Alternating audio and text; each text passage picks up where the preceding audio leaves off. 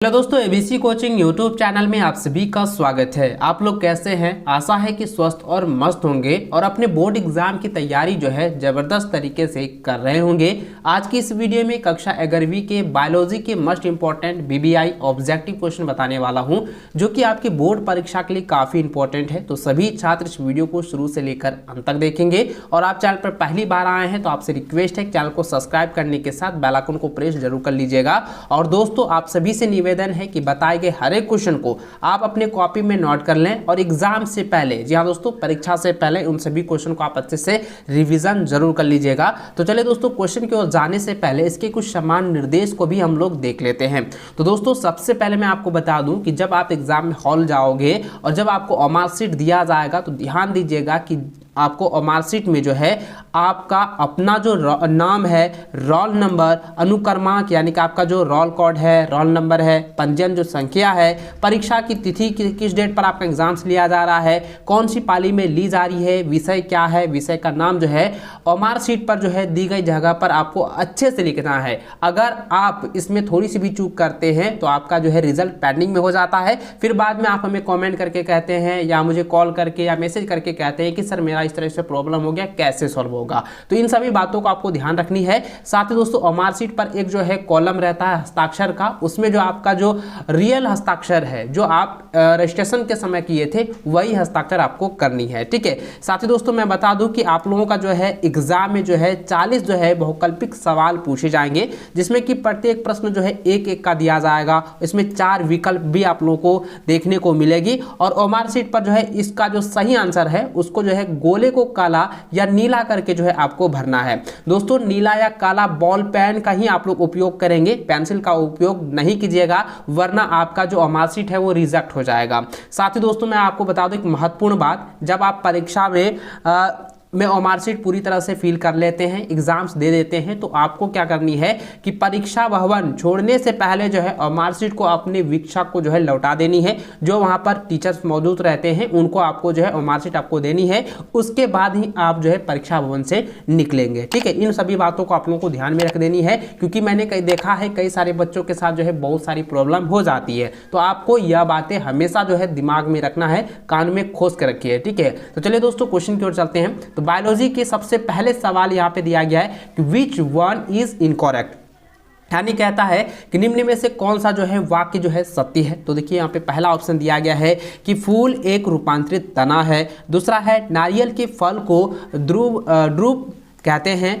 तीसरा है प्याज लिलिएसी कुल का पौधा है। और चौथा है पर्वसंधि तना पर पाया जाता है। तो दोस्तों, इसमें से सत्य जो है वह जो है आपका ऑप्शन नंबर ए है, क्योंकि फूल जो है रूपांतरित तना नहीं है। याद रखेंगे, फूल क्या है? रूपांतरित तना नहीं है, क्योंकि ये रूपांतरित नहीं होता है, क्योंकि फूल तो झड़ जाता है ना, क्योंकि वहां पे हो जाएगा फल, फल जो है एक रूपांतरित तना है, ये आपका बन जाएगा। ठीक है। तो ऑप्शन नंबर ए जो है इसका सही आंसर होगा। ऑप्शन नंबर ए, फूल एक रूपांतरित तना है, ये जो है वो सत्य है। ऑप्शन नंबर ए इसका सही आंसर होगा। इसको रख लेंगे और एग्जाम से पहले इन सभी को अच्छे से रिवीजन कर लेना।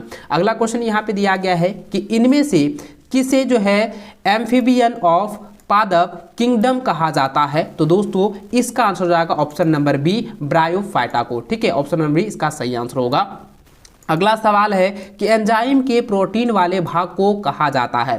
तो दोस्तों, यह जो है मैंने पहले भी बताया था और प्रीवियस ईयर में भी यह सवाल पूछा गया है कि एंजाइम के प्रोटीन वाले भाग को क्या कहा जाता है। तो दोस्तों, इसका आंसर हो जाएगा एम्पोजाइम। ठीक है, जो कि ऑप्शन नंबर सी में दिया हुआ है। इसको आप लोग अच्छे से याद रखें, एम्पो एंजाइम कहा जाता है। ठीक है। अगला क्वेश्चन है चौथा नंबर, यहाँ पे पूछा गया है कि इनमें से जो है किसे फादर ऑफ टैक्सोनॉमी कहा जाता है। तो देखिए यहाँ पे जो है 4 ऑप्शन दिया गया है, मेंडल, बेथल, हुकर और यहाँ पे हुकर और लिनियस। तो इन सभी 4 में से जो है फादर ऑफ टैक्सोनॉमी कहा गया है। तो किसे कहा गया है दोस्तों? तो दोस्तों, इसका जो आंसर हो जाएगा ऑप्शन नंबर डी हो जाएगा। ठीक है, ये हो जाएगा लिनियस। ऑप्शन नंबर डी जो है इसे जो है यानी कि लिनियस को ही फादर ऑफ टैक्सोनॉमी कहा गया है।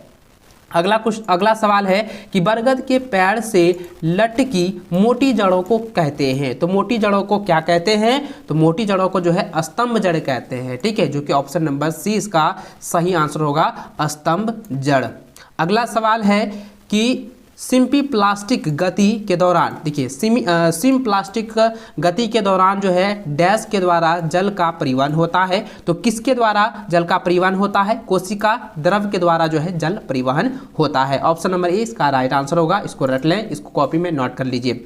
अगला सवाल है कि अनाक्सी श्वसन में ग्लूकोज के अपूर्ण विघटन के फलस्वरूप बनता है। तो विघटन के फलस्वरूप जो दोस्तों एल्कोहल एवं CO2 बनता है, यानी कि एल्कोहल और कार्बन डाइऑक्साइड बनता है, जो कि ऑप्शन नंबर आपका डी राइट आंसर होगा। अगला सवाल 8वां नंबर है, कहता है कि क्रेज शारीरिक किस प्रकार के पौधों में पाई जाती है? तो दोस्तों इसका आंसर जाएगा C4 प्लांट्स में, यानी कि C4 पौधों में जो है ये पाई जाती है। ठीक है, याद रखेंगे। अगला सवाल है 9 नंबर, कहता है दलहनी पौधों के जड़ों में कौन सा जीवाणु पाए जाते हैं? तो देखिए दोस्तों, आप लोगों को पता होगा अभी का जो समय वो दलहन का तो नहीं है। यहाँ पे देखिए सवाल जो ये पूछा गया है कि दलहनी पौधों में जो है जड़ों के में जो है कौन सी जीवाणु पाए जाते हैं। तो आप लोगों को पता होगा कि जब आप अगर किसान आपके घर में खेती होती है या आप किसानी करते हैं, तो आपको मालूम होगा कि जब दलहन के पौधों को जो है पकने के बाद जब उखाड़ा जाता है तो वहाँ पे छोटे छोटे जो है कीटाणु या जीवाणु मतलब पाए जाते हैं। सूक्ष्म रूप में होते हैं, कभी कभी बड़े भी आकार में होते हैं। तो उससे जो है हम लोग क्या कहते हैं, वह जीवाणु कौन से जीवाणु जो पाए जाते हैं? तो दोस्तों इसका आंसर हो जाएगा ऑप्शन नंबर ए हो जाएगा, राइजोबियम। ठीक है, राइजोबियम जीवाणु पाए जाते हैं। ऑप्शन नंबर ए जो है इसका सही आंसर होगा। अगला सवाल है, कहता है कि किस वृक्ष की उम्र जानने की अच्छी विधि है, यानी कि किस वृक्ष की उम्र जानने की अच्छी विधि है? तो दोस्तों इसका आंसर जाएगा वार्षिक वलय की गणना करके। ठीक है, ऑप्शन नंबर इसका सी जो है सही आंसर होगा।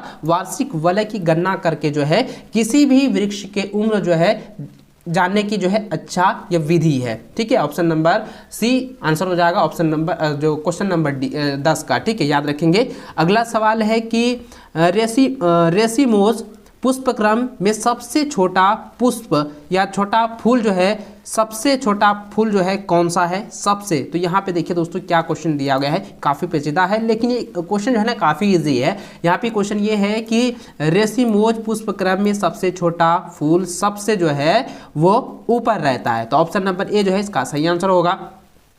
अगला सवाल है कि पौधों में पानी की आपूर्ति किस क्रिया द्वारा होता है? तो दोस्तों इसका आंसर हो जाएगा प्रासरण क्रिया द्वारा होता है। ऑप्शन नंबर बी इसका राइट आंसर होगा। अगला क्वेश्चन 13 नंबर कहता है कि क्रेब्स चक्र कहाँ होता है? तो दोस्तों क्रेब्स चक्र जो है माइक्रोकॉन्ड्रिया में होता है। ठीक है, ऑप्शन नंबर बी इसका सही आंसर होगा। अगला सवाल 14 नंबर कहता है कि जिब्रेलिस, ठीक है, जिब्रेलिस का सर्वप्रथम आविष्कार हुआ था, तो कब हुआ था और कैसे हुआ था, आपको यहाँ पे बतानी है। तो जिब्रेलिस का सर्वप्रथम आविष्कार जो है वो कवकों से हुआ था। ठीक है, यानी कि कवकों के द्वारा हुआ था, यानी कि फंजाई के द्वारा किया गया था, हुआ था। ऑप्शन नंबर 20 का सही आंसर होगा 14 का।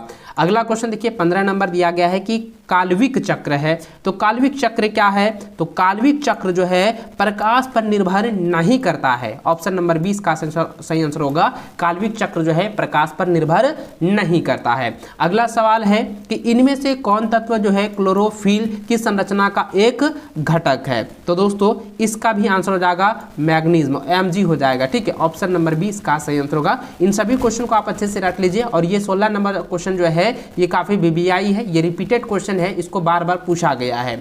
अगला सवाल देखिए 17 नंबर कहता है कि पारगति किस अवस्था में होता है? तो पारगति जो है पैकिटीन में होता है। ठीक है, पैक्टिन अवस्था में होता है। ऑप्शन नंबर सी इसका सही आंसर होगा।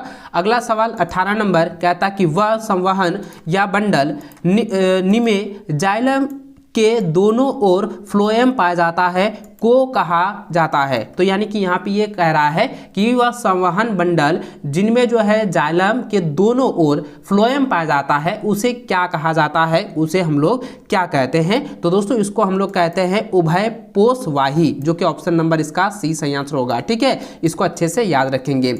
अगला सवाल 19 नंबर कहता है कि प्रोटीन संश्लेषण से संबंध है। तो प्रोटीन संश्लेषण से संबंधित रखता है राइबोसोम। ठीक है, जो कि ऑप्शन नंबर 20 का सही आंसर होगा।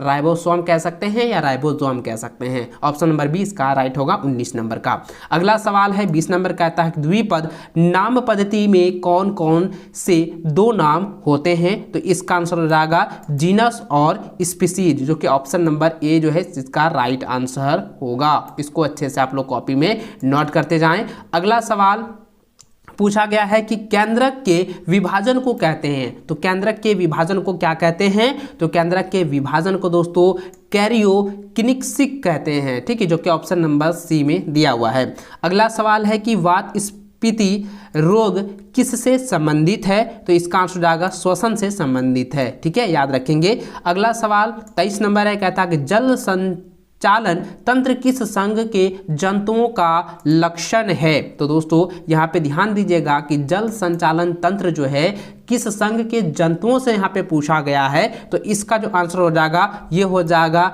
एका, ठीक है, एकाइनो ड्रामेका, ठीक है, एकाइनोड्रमेटा। ऑप्शन नंबर जो है 20 का सही आंसर होगा। अगला सवाल 24 नंबर कहता है कि अंतःकरण भरा रहता है। अंतःकरण भरा रहता है अंतःलासिका से। ऑप्शन नंबर 20 का सही आंसर होगा। अगला सवाल 25 नंबर कहता है वृक्क की रचनात्मक एवं क्रियात्मक इकाई है। तो यहाँ पे वृक्क की जो क्रियात्मक और रचनात्मक इकाई है उसे हम लोग जो है नेफ्रॉन कहते हैं, ठीक है, ऑप्शन नंबर सी इसका सही आंसर होगा।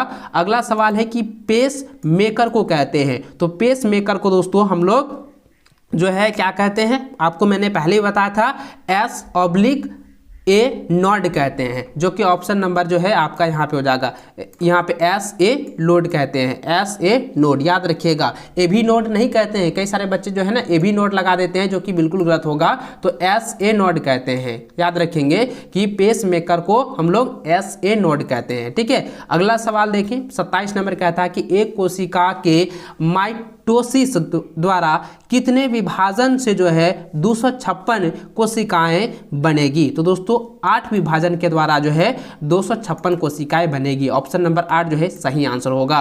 28 नंबर सवाल देखें तो यहाँ पे क्वेश्चन किया गया है कि कार्बोहाइड्रेट पाचक एंजाइम है। तो कार्बोहाइड्रेट पाचन जो है वो एमाइलेज है, ठीक है, जो कि यहाँ पे आंसर हो जाएगा ऑप्शन नंबर सी। कार्बोहाइड्रेट पाचक एंजाइम है वो एमाइलेज है। ऑप्शन नंबर जो है सी इसका सही आंसर होगा। 29 नंबर सवाल कहता है कि डीएनए का संश्लेषण होता है। तो ये भी क्वेश्चन जो है काफ़ी रिपीटेड है, इसको भी आप लोग अच्छे से याद रखेंगे क्योंकि ये काफ़ी वीवीआई सवाल है। और इसका जो आंसर होगा वो होगा एस अवस्था में होता है। दोस्तों आप लोगों ने देखा होगा कि डीएनए की संरचना इस प्रकार होती है, ठीक है, ये जो है डबल बाउंडेड होता है। तो आपको पता होगा कि इसकी जो है रचना के बारे में आपके कोचिंग या स्कूल में भी बताया होगा, और ये हमेशा जो है एस अवस्था में ही होता है डीएनए, ठीक है, याद रखेंगे।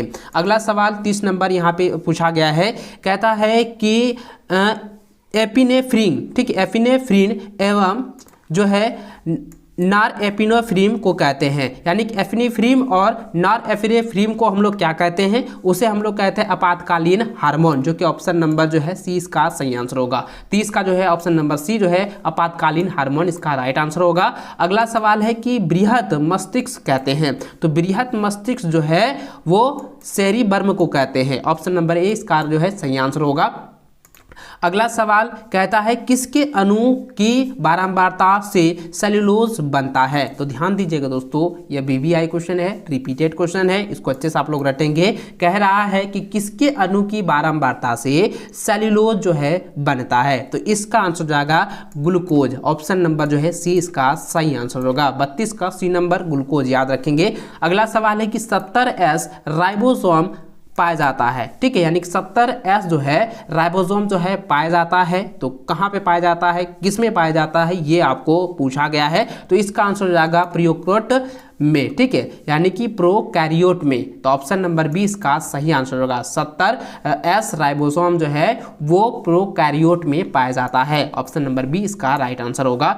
अगला सवाल 34 नंबर कहता है कि कुंदक खलिका संधि पाया जाता है। कुल्लुक देखिए यहाँ पे है केंदुक खलिका संधि जो है पाया जाता है। तो किसमें पाया जाता है बच्चों, आप मुझे कमेंट करके बताएं। और इसका जो आंसर होगा वो हो जाएगा कंधे में, ठीक है, क्योंकि कंधे में ही जो है कुंदक खलिका संधि जो है पाया जाता है।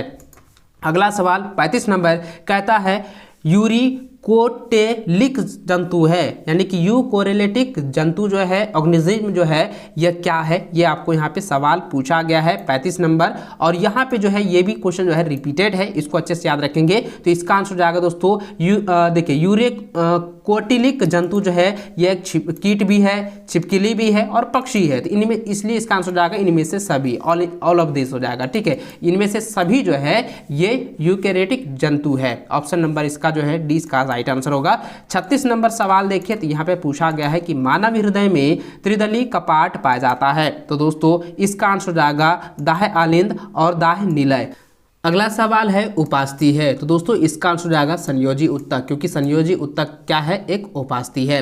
अगला सवाल है नियतापी जंतु है। तो दोस्तों इसका आंसर हो जाएगा एजीव। ऑप्शन नंबर हो जाएगा डी, एवीज हो जाएगा इसका सही आंसर। ऑप्शन नंबर डी इसका राइट आंसर होगा 38 का। अगला सवाल 39 नंबर है, कहता है कि फुल फॉर्म ऑफ एडीएच, यानी कहता है एडीएच का फुल फॉर्म क्या होगा। तो दोस्तों इसका आंसर हो जाएगा option number C, anti diuretic hormone, ठीक है। ऑप्शन नंबर सी जो है इसका राइट आंसर होगा।